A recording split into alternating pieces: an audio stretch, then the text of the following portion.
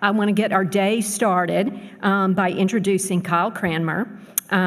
This is going to be a very exciting talk. I think it's going to do what we do best at UW-Madison. It's going to cross boundaries and disciplines. So Kyle is the David R. Anderson Director of the UW-Madison Data Science Institute, as the Vice Chancellor mentioned. He's the lead of the RISE AI Collaboration Headquarters. For those not familiar with all of our acronyms at Madison, RISE stands for Research, Innovation, Scholarly Excellence, and we hired a group of faculty, several groups of faculty, but one in particular focused on AI. And they're housed within the Institute, many of them are. And in this particular role, Kyle works to advance data science and artificial intelligence in ways that benefit society. And I realized I said AI to a group of dairy folks who might have thought I meant artificial insemination. I did not. I mean artificial intelligence. And in doing so, Kyle likes to bring people together across campus, strengthening shared research infrastructure and helping teams build partnerships and secure external funding in this important area. He's a professor of physics with affiliate appointments in computer sciences, statistics. He came to data science work through his search for the Higgs boson. Today, his focus is on the inclusive interdisciplinary data science that spans physical, natural, and social sciences and is deeply grounded in the Wisconsin idea. He's especially passionate about community-engaged research, including collaborations with UW Extension and Wisconsin farmers on challenges such as agricultural sustainability, carbon capture, and climate change. Before joining UW-Madison in July of 22, Kyle was professor of physics at NYU for 15 years, and he's also a proud alumnus of our UW-Madison Department of Physics, where he earned his PhD. Let's welcome Kyle.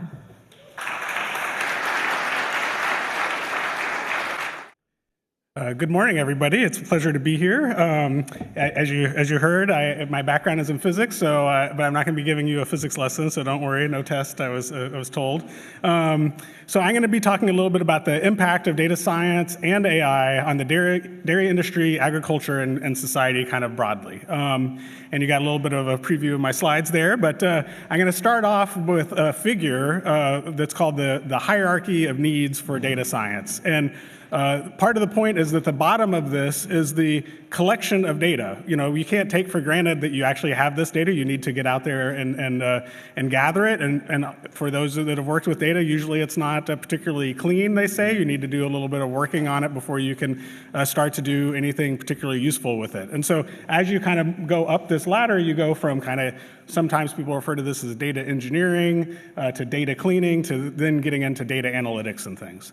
And this figure is, was kind of popular, is created in the sort of 2017. I have since added a bottom rung to this hierarchy, is that before you even start collecting data, you should really be considering various issues like privacy, ethics, reproducibility, trust, compliance, and those kinds of things. And that's very relevant, certainly in this space. And then the cherry on top, which is getting a lot of the attention recently, is artificial intelligence, that AI, and things like deep learning and et cetera. And so I'm going to get to that in the talk, but I'm going to just kind of start a little bit slowly and give a little bit of background also about what I'll go back here. There was a photo being taken. So the Data Science Institute, which was mentioned a little bit ago, we started roughly 5 years ago. We've been growing steadily. Right now we have a staff of approaching 25 people, and we have a lot of data scientists and software engineers and statisticians and et cetera with really broad background, and that's what helps us be able to take on that very broad pyramid that you saw of different kinds of considerations. And so I'll give you, just a feel of some of the kinds of projects we've done in the Data Science Institute that are, relevant to this audience. So we have projects related to agriculture, for instance, with Damon Smith related to corn, and different kinds of, fungus and other kinds of issues that you have to deal with with corn. We have work going on in, for instance, soil organic health. We have work with and various kinds of work on the dairy side, which we'll talk about more, And then also we had a project with Jerry Brock looking at, who's in plant pathology, looking at images of leaves, trying to identify where there's disease in some kind of automated way. So that just gives you a sense of the types of projects we work on. And I'm going to start a little bit by talking about this project with Damon Smith because it's really grounded in kind of more traditional statistics types of ideas. So in this particular project, a group of researchers from across the country got together in 18 different states and were applying fungicides to different stages of corn and different kinds of fungicides and doing a very careful controlled trial to see what kinds of things, what kinds of effects that you would get. And they had a very randomized controlled trial with all of the things that you would want to see for nice statistical analysis. And those kinds of studies are really important if you want to try to get at what is the cause of something, because you're always dealing with this kind of ambiguity between causation and correlation, and these are the kinds of studies that statisticians have developed to try to sort that out. After this data was collected, we worked with them to kind of get it prepared. We helped do some statistical analysis using some meta-analysis techniques that Damon and company had developed. And so we did that kind of core statistical stuff. But then when we were done, we also helped build out a dashboard, and we did some additional work to try to look at the economic return on investment of the different types of protocols. And so this turns into like a decision dashboard to help farmers actually make decisions of when they should apply fungicides. And now we're coupling it to the WISCOnet and what's going on with weather. Is it going to rain? And that affects all of those kinds of decisions. And this tool is also open sourced. It's been a project together with Extension, and other states have actually used this tool, and this is now like deployed nationally. So that's like one nice example of the kind of thing we're doing in the Data Science Institute. Now, when I first got here, I actually partnered with several people here. I see Paul and others that I connected with, and there was a call from the National Science Foundation and USDA for an AI Institute and Climate Smart Agriculture and Forestry. And so it's an AI institute, but I believe strongly with the Data Science Institute, and luckily the NSF also believes this, that use-inspired research is really important. So that's basically the difference between there's pure research where you're not really trying to aim to solve anything particular, so maybe think about like pure mathematics or something like that. And then there's very applied research where you sort of know what techniques you want to use, but you're trying to solve a particular problem. And use-inspired research is where you have a specific problem setting you're trying to solve, but you don't necessarily know what the right approach is. And so these kind of context-specific challenges and that green part of the arrow then lead to use-inspired research, which lead to more fundamental foundational advances. And so on the top here, you see a few different AI themes that we identified, but the use-inspired context, we have crops, livestock, forests, soil, and food security. And so, unfortunately, this was not a successful proposal, which kind of blows my mind because I think it was like an awesome proposal. But we had people from Letters and Science, the College of Ag and Life Science, Extension, Engineering, and it was a really great way for me to get started when I came to the university. And it kicked off what is now our kind of thriving affiliates program, where we have about 66 faculty and staff from almost every part of campus, and that's been just incredibly valuable. Now, one of the affiliates that we have is João Dorea, and I'm going to call him out specifically because he gave me a few slides that I incorporated into this talk because he's like heavily involved in dairy, and he has the digital livestock lab. So I'll kind of call out some of his contributions later on. But João is awesome, and I really enjoy working with him. He has a growing group, and actually his former postdoc is now one of the staff in the Data Science Institute. That's Rafael on the second to the right there. Now, as it was also mentioned by Cindy and Glinda, that the Data Science Institute now also houses what's called the RISE AI headquarters, which is so RISE AI is a campus-wide initiative on AI. It's not all computer scientists.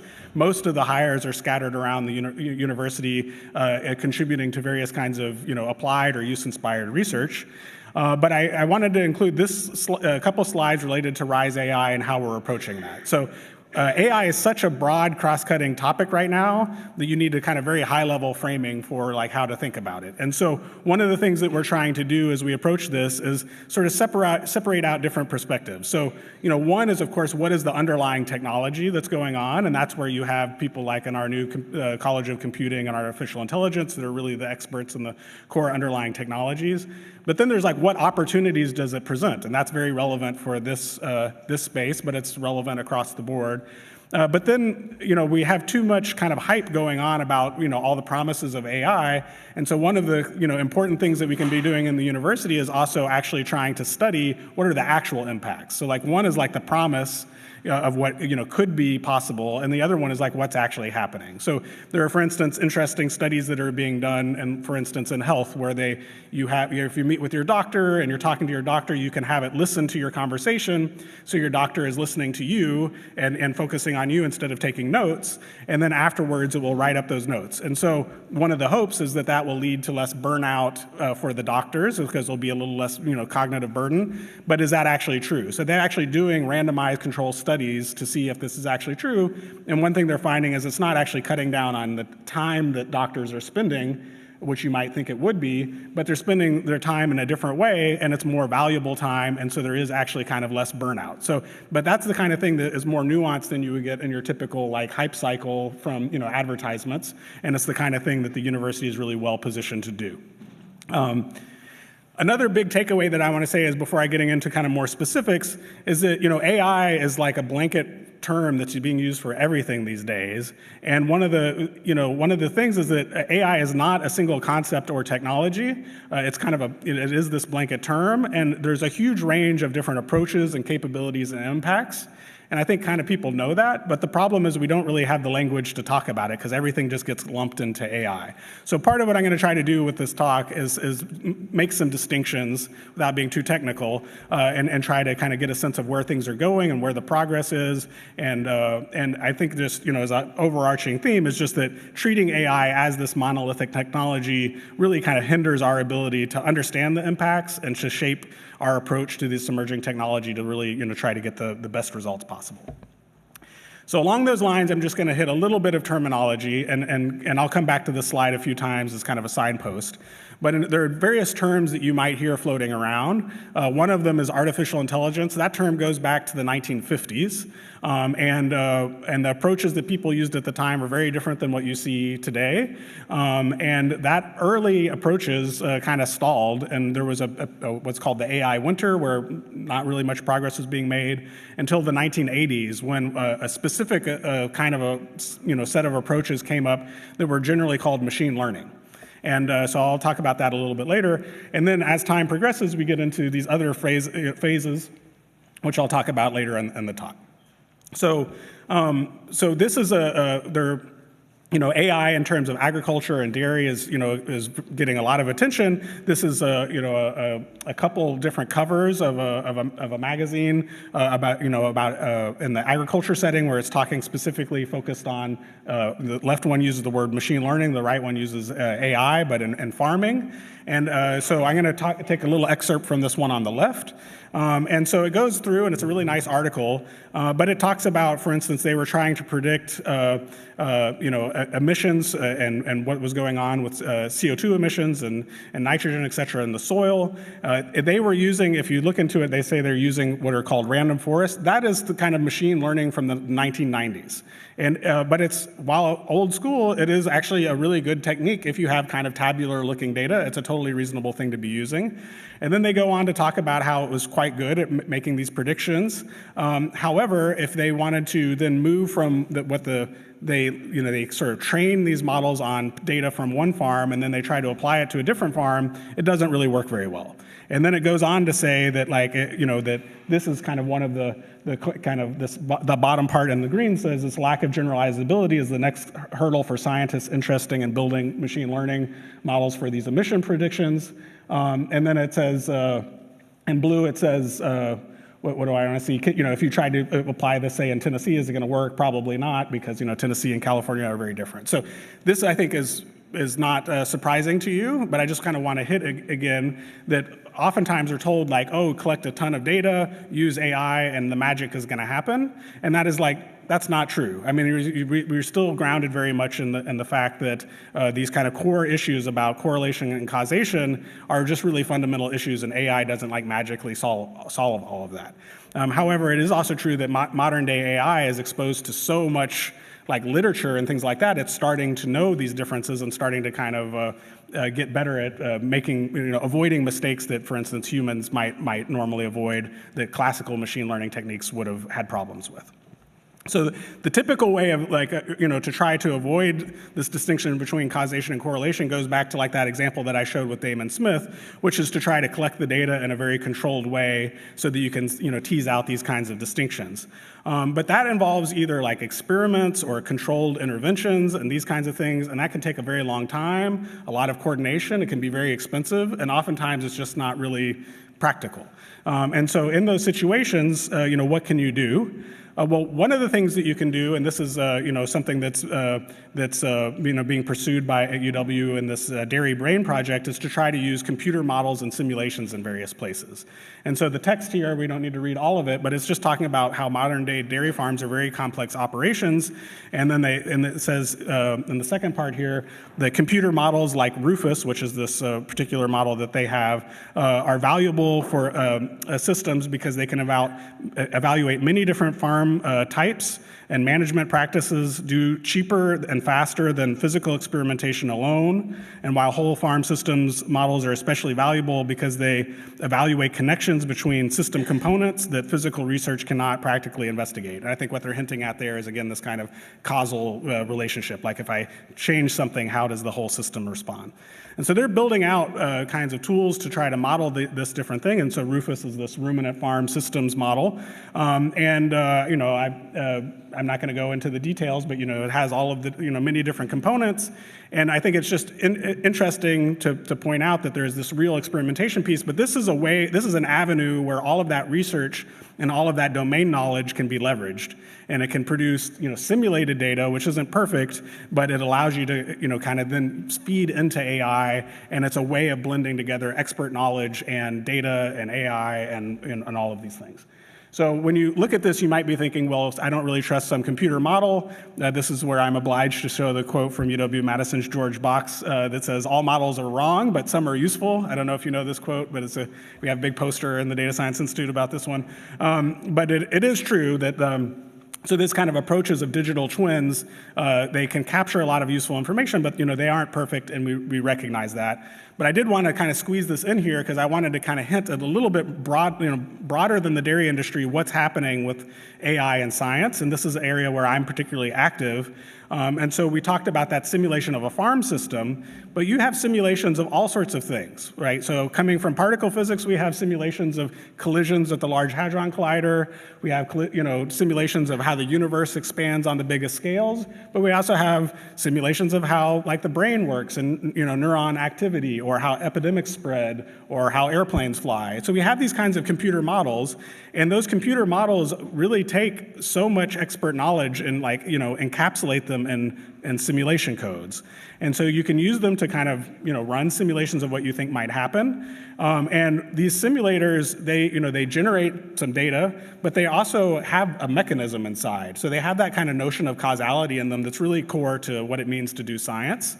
But one of the things that's unfortunate about these simulators, like say, think about epidemiology, is you can model how a disease might spread through, around the world, but it's sensitive to different knobs that you are adjusting, right? How, like, what's the incubation time of some virus, or how virulent is it, or things like that, and you don't know those knobs. And you can adjust those knobs, and you can run different simulations, but if you want to go backwards, you want to take observed data, how is this epidemic spreading, and then try to estimate those parameters, it's actually that's a very difficult problem. Those are called like inverse problems. And what we're seeing right now is that machine learning and AI techniques are leading to some like really, really powerful new approaches to be able to do this. So when you have good simulators, so this is my real world, cow picture, is like the real world is complicated. Trained as a physicist, we always say, well, abstract all those details away, and we're going to come up with the spherical cow approximation to describe a system. I don't know if anyone's heard of this phrase, spherical cow, but that's like, we're trained as that as physicists. And so that's kind of the classical statistical model. Like, the world is complicated. We can't get into all those details, so let's come up with an overly simplified model that we can reason about, write some mathematical equations down, and we'll do inference with that. And it won't be perfect, but that's what we can do. And what we're seeing right now with machine learning is that we can couple together really high fidelity simulations that can capture all of this detailed information that can be hyper-local, include all sorts of effects, And while they would normally be difficult to work with, when you pair them with machine learning and AI, you can now actually do a lot of the decision making and inference that you might want to do. And so this is like a really exciting area, and it's an area that I'm involved in, and so I just kind of wanted to put that on your radar. Now, a lot of what's powering this is going beyond kind of the 1980s machine learning and really a lot of the techniques that were developed more around in the late 2010s, mid to late 2010s. And that generally goes under the term deep learning. And I'm not going to go into details there. It's just kind of a subset of machine learning that uses whatever neural networks and things like that. And so the real milestone where this started to take off was around 2012. So there was a paper here that was like kind of a breakthrough, and this is when these machine learning or deep learning techniques started getting really good at like looking at images and telling you is there a cat or a dog in the image, and that maybe seems really pedestrian these days, but this was in 2012, this was a hard problem, and this is like a huge breakthrough, and actually led to oddly, the Nobel Prize in Physics 2 years ago was related to the papers that led to this breakthrough. Anyways, deep learning is now all over the place with computer vision, and that's also very much true in the dairy industry. So these are some of the slides from João Dorea, who's talking about computer vision systems here at Blaine Dairy and Arlington, and you see pictures of the farm. On the far right, you can see like these cameras and the roof, and then on the second to the right, you see these cows and they're kind of outlined. So the computer vision systems are automatically spotting the cows, drawing outlines around them, and João does all sorts of interesting work, related to like monitoring them and their health and things like that. So this is becoming, more and more like, they produce a lot of data on these farms, and there's also a lot of computing challenges of how do you deal with that in a farm-like setting, and how do you, especially if you don't have good internet connections and things like that. And so there's a lot of innovation in trying to figure out how to deal with that. This is another example in Marshfield. And then this last example I like a lot, which is a kind of, I think, recent work from João, where he's flying drones around, and then you're looking down and you're looking to see how often the green boxes are when the calf is outdoors versus the blue is indoors. And the plot on the right over there is sort of through the day, like the black is the temperature and the green is sort of the cycle of the calves coming in and out, and being able to do like large-scale monitoring with computer vision and drones and things like that is is just whatever, useful and impressive, and all of this kind of technology exists today. So that is kind of took us up to this deep learning age with computer vision, and it's very, very impactful, and it's happening now. But most of the excitement these days, and when you listen to the radio, has to do with this term generative AI. And I'm hoping, have you heard the word generative AI on the radio at some point? Probably. Okay. So that really started around 2016. And so this was when people first started trying to get deep. Instead of sticking images into the models and asking, is it a cat or a dog, you're saying, can you make me an image of a cat or a dog? And it outputs an image. So it's kind of the turning it around. That's what's meant by generative AI. And so in 2016, these are pictures of birds and ants and monasteries and volcanoes, and they don't look great. I mean, they look recognizable, I would say, and this blew everybody's mind at the time. I think of it a little bit as like my daughter when she was 3 making drawings, and the people have too many elbows, and you're like, good job, you're making progress, but kids learn fast, and so do AI. So 2 years later, this is what it looked like. So these are not real people. This is like, generate me an image of what you think a celebrity looks like. And this was on the cover of the New York Times, but that technology evolved very, very quickly. And so first it was in images, and then in audio, and then a little bit later, people started working on text. And then it was like, can you generate me a poem, or can you generate me an email? And that most famously came with ChatGPT. So around 2018, there was like a core technology innovation called the transformer. That's the T in GPT. And within 2 years, 2-3 years, you had ChatGPT being released. And that was basically the event that made us, the world take note, and why we're talking about it all the time. So it's pretty amazing how rapidly ChatGPT grew. So this is how long it took to get to 100 million users. And so on the right is like WhatsApp, Facebook, Snapchat, Instagram, TikTok. It took 2 months for ChatGPT to hit 100 million users. I mean, that is just like totally nuts. So that's largely what why we're here today. But these generative AI techniques are not just about, I talked about text and images, but one of the things you've probably seen is you can give it a prompt like, make me an image of, in this example, a photo of a teddy bear on a skateboard in Times Square, and it will produce an image that looks like that. And so those kinds of capabilities are really interesting. They're novel. They're good for making posters and things like that. But they're also very useful in scientific settings. So instead of the prompt being text and the output being an image, the prompt can be basically any kind of data. So for instance, I could give you insulin and say, I want the output to be another protein that is going to bind to insulin. And so here is an example of the same kinds of technologies that made the image generating a new protein that it thinks is going to bind to insulin. And so that's pretty wild. And so this was the Nobel Prize 2 years ago to David Baker in chemistry. And these kinds of things are just changing what's possible very, very rapidly. So this is exciting. And these are the kinds of things that are happening with generative AI.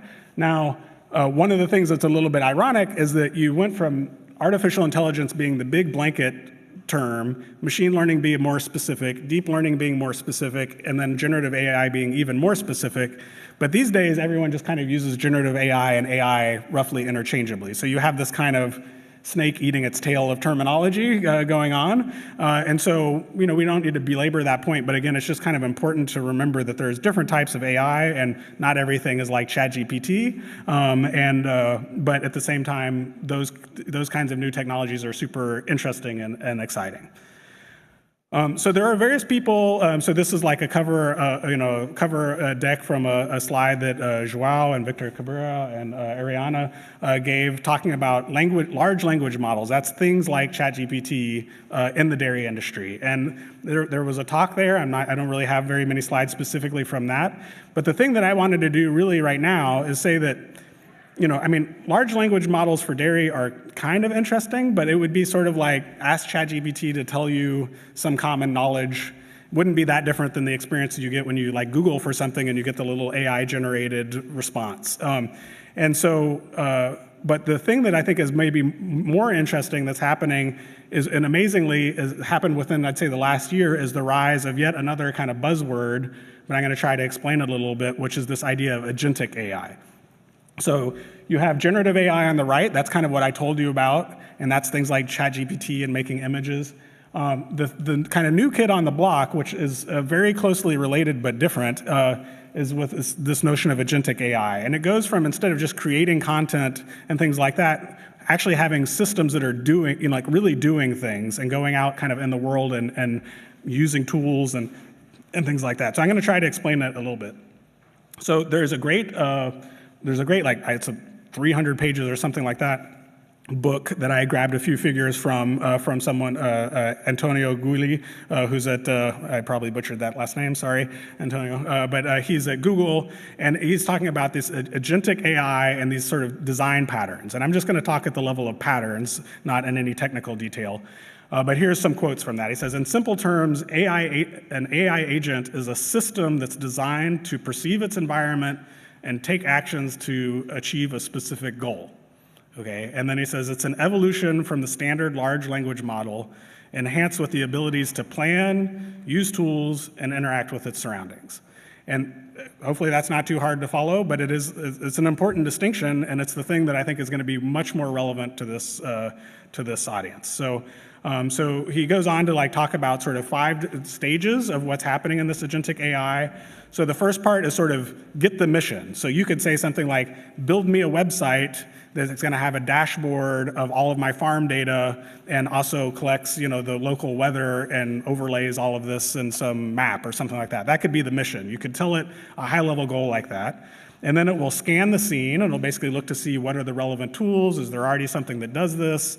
And then it will think it through. That's the third step, and kind of create a plan of action. And then it will literally write down the plan so that you can read in text. And then it will start taking action. It'll be like, go through the plan, just like you're a product manager, and say, okay, I've done the research. I'm making the front end for my website. I'm integrating the weather. I'm doing X, Y, and Z. And then at the end, you kind of get a result. And then you can review it, and then ideally the thing can learn and try to get better if you iterate. And so So there are these kind of increasing levels of sophistication of what's going on. The lowest level is basically the language model piece itself, the kind of ChatGPT core piece. And so that's called the core reasoning engine. And then there are different levels of sophistication on top of it, of kind of agentic AI. And so one of them, they called it like the connected problem solver, basically in the sense that it has access to expert documents that you might have or databases that you might have. The second one is a more strategic problem solver, and the third one is the idea of like kind of multi-agent systems that are interacting. So I'll try to give a little bit of some examples here. And this is basically the same thing as shown in a different way, but again, just trying to kind of hammer home this kind of increasing levels of abstraction or sophistication. So the language model is something like ChatGPT that you have hopefully dealt with before and seen before, where the user just asks a question and sort of text comes back. The next one is what's called a RAG. Okay, so that stands for Retrieval Augmented Generation. I don't know, this is probably, I'm guessing a lot of people are not at all familiar with this, maybe some people. But what this is happening, and I'll give you a concrete example, but when you do a Google search, at first, once they started to incorporate AI, it would just give you text. And then it started giving you text with links. Like, this is the source. This is where it came from. That's basically the idea of a RAG, is that it's grounded in actual resources. And then you start getting to AI agents that are more like autonomous, and they're actually using tools and doing things. And that's sort of what's starting to happen with tools that can write code now. So you can like literally say, just like build me a website that does something. So if you've heard about Claude Code or some of these Claude co-working assistants, it can have access to your email and your calendar, and it can read the email every morning and give you a task list of things to do. These are more agentic type systems. And then you get to these more complicated ones where you might have multiple agents that are interacting potentially with humans in some way. So these are all kind of building on, like each level is building on top of the previous level. So let me give you a quick example about RAGs that's like specific to this. So we partnered with the Center for Dairy Research. They have, I forget now, 20, 30, I don't know, some decades of newsletters, email correspondence. They actually have kept very good track of all of the correspondence, and they get lots of questions, and they try to help people with things. So since I don't know what I'm talking about, I just put in a dummy question, which is like, what can I do about salt crystals in my cheddar? And it will go through and it will give an answer, but it's grounded in the specific documents that the Center for Dairy Research has. This is a prototype. They're only using it internally currently, and we're working with them. So this is not live currently, but so here's a little video. So so I typed in the question. I didn't capture the text coming out, but you can imagine the text coming out. But you see, some answers. It all seems to make sense. And at the end, you have these links to these documents. This is this RAG part of it. I click on one of them. It actually downloads the document. Then I can open up that document, and you see that this was actually like, you see who authored this paper. This is in the database of documents that the Center for Dairy Research has. So these kinds of things are very useful. They kind of go beyond a standard LLM, but they're kind of like a large language model plus plus. This is another example that Joao made where he ingested something like 40,000 research articles related to dairy science. I'm not going to play this whole video because it's too long, but let's see if I can get this to wake up. Well, maybe. No. I was going to try to control the video, but well, it's a little too long to go for the whole thing, but basically it shows different experts, and he asks some similar questions, and it's grounded in their research and gives some summaries of what's going on. It's a very similar thing, but but more specifically tied to dairy again. So that was a RAG system. The next one I talked about was an AI agent, and so I'm going to give another example here, and I'll let this video play for a little bit. So this is also from Joao. He told me about this over lunch, and he had this idea of wanting to demonstrate this for a talk that he was giving, I think, in Arizona, and he wanted to kind of get across how powerful these tools. So tools like Claude Code came out in November. Okay, so this is like 6 months old technology. So he basically said he had a vision for what he wanted to do. It built the website, and he said, I want to be able to say, I'm a farmer, I have this set of inventory of different kinds of feed. and I have a certain cow, and I would like you to kind of come up with a plan for what should I feed the cow in order to like minimize my costs and things like that. So it made the website, but it also has inside of it databases that get tied to the nutritional charts for the different kinds of feed. So it's all grounded in like, I forget the name of the database right now, as just mentioned a second ago. And on the right, you see this is like the recommended diet, and it talks about, is it hitting different nutritional things? How much does it cost? It actually runs an optimization algorithm in the background. That's a tool use to try to minimize the cost that hits certain kind of, dietary targets and things like that. So, I mean, he made this in like, I don't know, a few days, and did it to give as a live demo at a talk that he was giving. So it wasn't just making the website, it was pulling, integrating expert data sources, using tools to optimize things. And in this video, he says, okay, well, imagine I have more corn meal or less corn meal, and it reruns everything.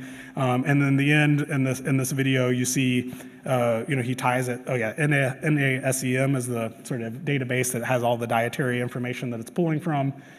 So this is kind of a agentic AI type of tool, which I think is like pretty impressive that you can do these kinds of things now. Previously, this would have taken years and cost hundreds of thousands of dollars to try to develop.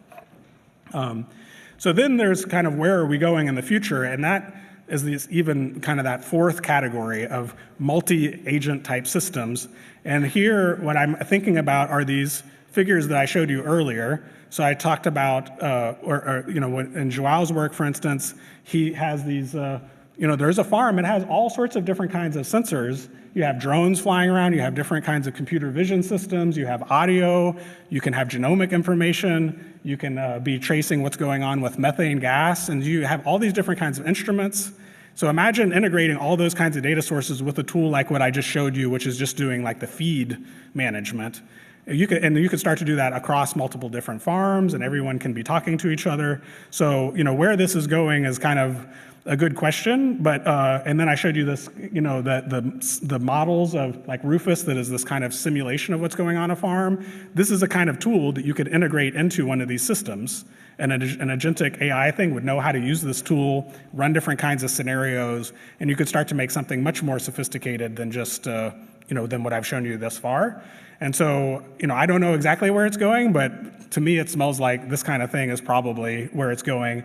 And the agentic AI is really what's going to make that possible and make it cost effective. And also, the level of technical sophistication you need is just way lower. You basically say what you want, and it builds out the website. You don't have to be a web developer.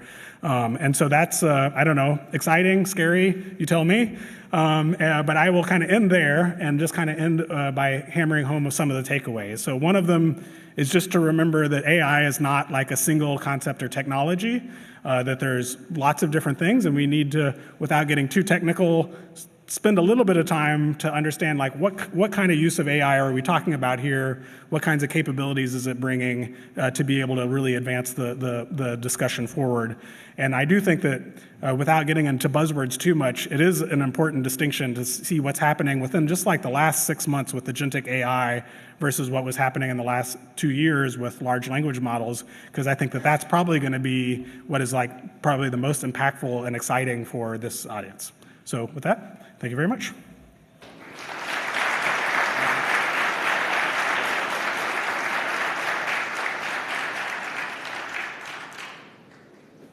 Great. So someone else going to do questioning? Okay, yeah, great. Test. So we have quite a bit of time. I was able to keep my time down, so we have good time for questions. Azar is on it. We're going to come right to Azar Udin from River Falls. Thank you very much for a nice presentation. So I use some of those Cloud Echoes, and one of the hiccup that I has is that how safe it is to upload my primary data into the system to see or solve some of the problems. Right. Thank you. Yeah, no, it's a great question. I see the preview of this other slide that I had, which was a talk that in other contexts I've given a talk, and I made this figure, which is when talking about AI, I think it's important to be thinking about the kind of the good, the bad, and what I call the complicated. So there are, this is another place where making the distinction of terms is a useful one. So many people are saying if you take, like either private data or data that has like a new idea in it or something that's sensitive in some way, and you stick it into ChatGPT, that's a problem because you're sharing that with with OpenAI, and that data might be exposed later on, and that can definitely is true generally, but it depends a little bit on what kind of deal you have. So so UW-Madison and probably at other campuses, we have enterprise deals where there's an agreement that data is not made public, but you need to know, and you also need to trust that agreement. But hopefully those agreements are true. In medical settings, it's more like if you're dealing with HIPAA data, it's much more controlled than that.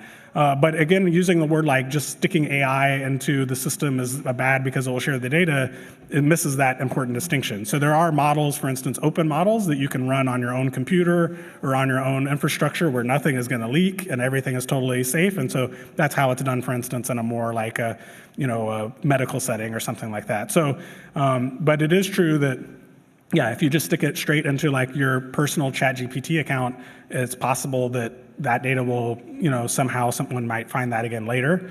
And so I think that was the core of the question you asked. There are other kinds of issues that people ask about safe, when you talk about safety and trustworthiness, is this notion of hallucinations.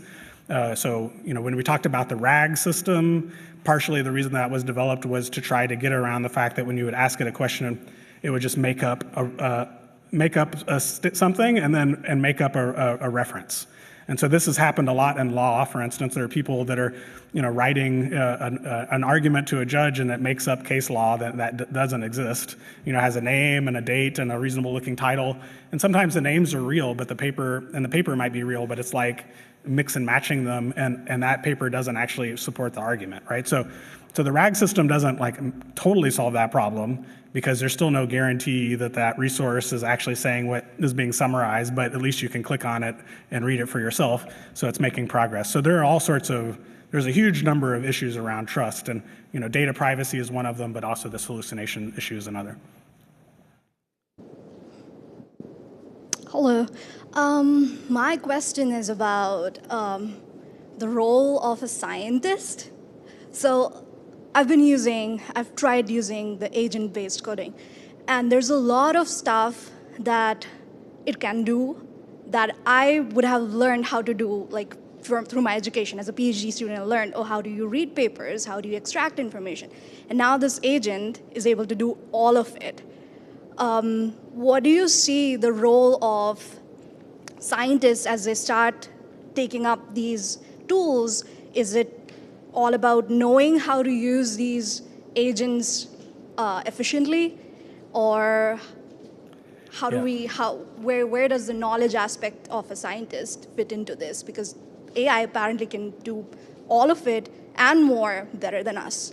Yeah, it's a fantastic question. In some senses, like the existential question of universities and in some sense like society right now. So, I would say in my own usage that these agentic AI systems, I can give them like a graduate level particle physics or AI problem, and they can kind of churn away and produce graduate level output at this stage. So they have gotten incredibly good.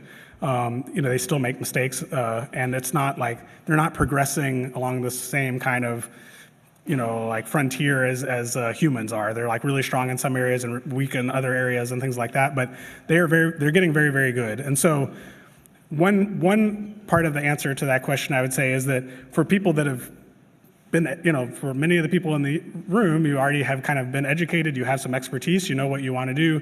In some sense, you're in the best position to use these tools because you know what the output should look like, you know what things to worry about, you can recognize how much of a gain it is and where they're still weak, and you can kind of responsibly use them to like empower yourself. But for people who have not gone through the traditional training, you're like, why am I learning this if this other system can do it so quickly? And that's true of writing, all sorts of like coding, and also more and more thinking. So there are people, and this is why Rise AI involves a lot of like education and sociologists and business people and economists and legal scholars and humanists of various sorts, is because these kinds of questions are they're very important. And so some of the issues that come up are there's ideas of like cognitive surrender and cognitive offloading. So like on one side, we don't do long division anymore.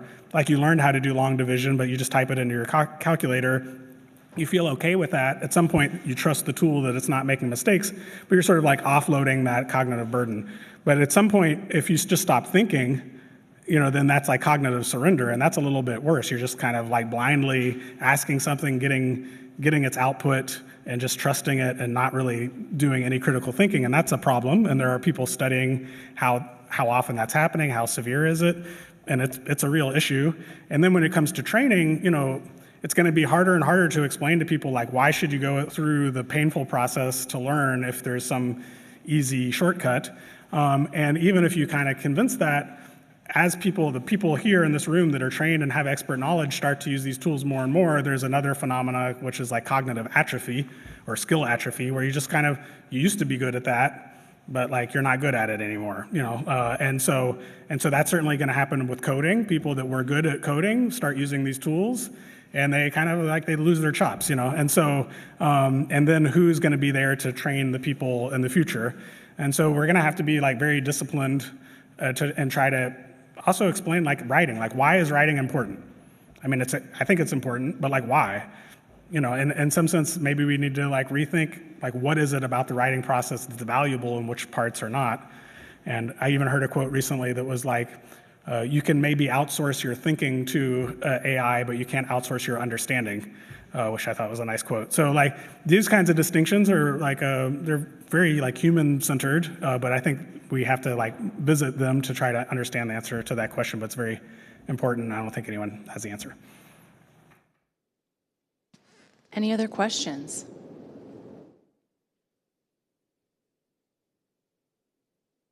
Okay. I was hoping you would have a question. I suppose we can, one more. How do you use AI in your courses that you teach here at UW-Madison?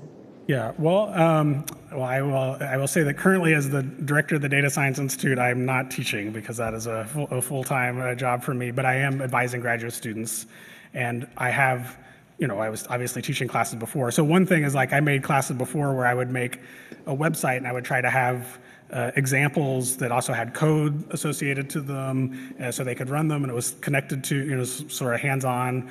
And that was incredibly labor intensive to put that together.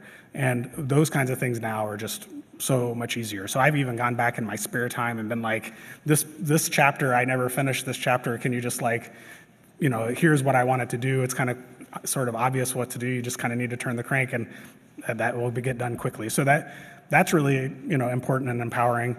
In terms of working with graduate students, I'm taking a few different strategies. One of them is, for myself to understand what would it look like if I used an AI instead of a graduate student, to just get a sense of like how good are these systems at solving a problem. Another one is to have a graduate student work using these tools, with them, and we talk. The other one I'm trying to do is, as a group, we have a collaboration. There's a postdoc and 2 graduate students working on a project, and myself. Add AI as like sort of another partner. And what's nice about that is that partner can go to every meeting, never misses one. And if I ever want to be like, oh, I missed it because I'm traveling or something, I can say what happened in the last meeting, get an update, and say like, did they discuss this or try this or something? And that kind of thing is possible. So I've only sort of dipped my toes in that, but that's a very interesting way to kind of sort of like almost like a project manager that's like reading all the notes and knows the status of everything, and in some sense can remind them to try something if I'm not at a meeting or something like that. So I would say I'm just exploring. I'm like trying to, because I don't know what the right answer is, and I just want to try different patterns and see, so I have an informed decision myself, or opinion myself. We have a question in the back.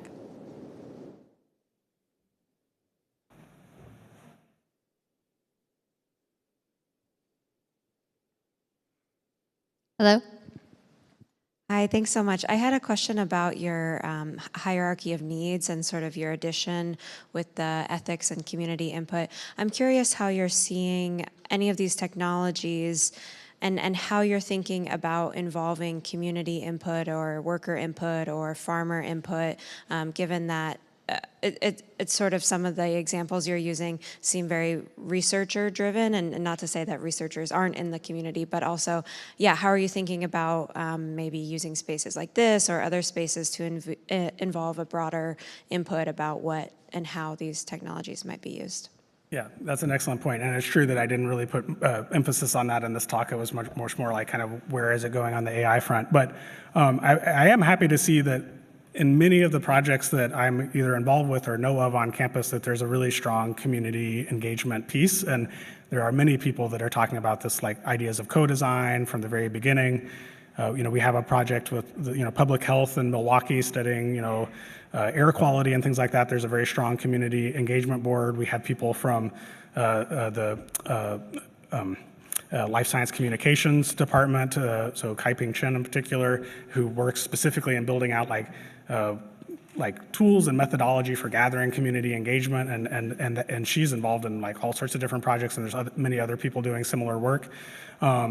When we had this AI Institute proposal for climate smart ag and forestry, there was a whole section about the strategy, and that included, especially since the state is large and we wanted to gather data, like how do we engage people to like on farms remotely to actually help gather data to build trust in the data sources themselves. That was like one strategy. And then of course with extension, there's a tremendous number of different things that are happening.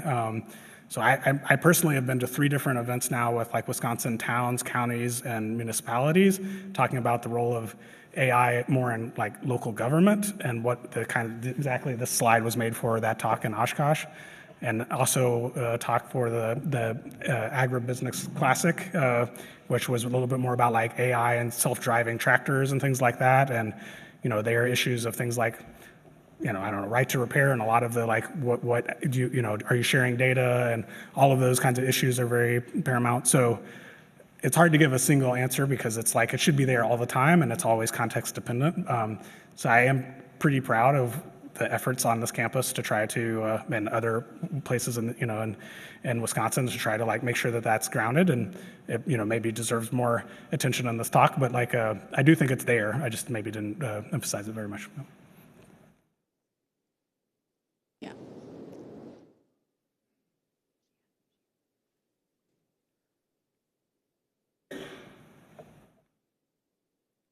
Hi, thank you so much for your talk. It's great to learn the history of the AI. So I was thinking about, because you talk about the data safety and also utilization of the AI, and if I was a farmer, right, to use those kind of tools, because there is a percentage of the inaccuracy. So how should we handle that, especially like in the research area moving forward? What should we do to like reduce this kind of uncertainty, or like reduce or improve the accuracy of the model? Like we can help farmers better. Yeah, yeah. So I think, the question largely is like, how do you deal with the fact that these models are imperfect and they're making mistakes? And I think, I don't know if this is exactly what you were thinking, but certainly like this hallucination phenomena is one of the big ones that people worry about a lot. So I think that one of the answers to that, I would say, is that, related to this kind of agentic AI piece, is that the language model and the AI thing is largely orchestrating. And, but then like all the calculations are based on tools that humans wrote and validated and things like that. So I think like in that example of, that showed like, here are the cows, and this is my, sets of feeds and things like that. And it does like that calculation is done with a traditional tool, and it's using an established database. So you don't really have it's not like a language model guessing or trying to remember, like what's the nutrient value of cornmeal or something like that. So that helps a lot with trust, and it eliminates a lot of the kinds of mistakes that you can have. There are still worries. I think that one thing that is happening a little bit, or should be happening, and kind of my vision of what's going to happen in the future, is that the AI models you can work to try to improve them, but they'll always have problems. So you're just kind of kicking the can down the road. You're never going to eliminate these kinds of mistakes and things like that. But engineers, know how to build systems out of imperfect components, right? We know how to do things in a trustworthy way with, either redundancy or tolerances or all of the different kinds of techniques that engineers have developed. So I anticipate that basically there's going to be a new brand of engineering, which is how to make complicated systems out of imperfect AI components. And in some sense, that's exactly what is happening with this agentic AI. These are complex systems that have humans in the loop, lots of tools, AI components.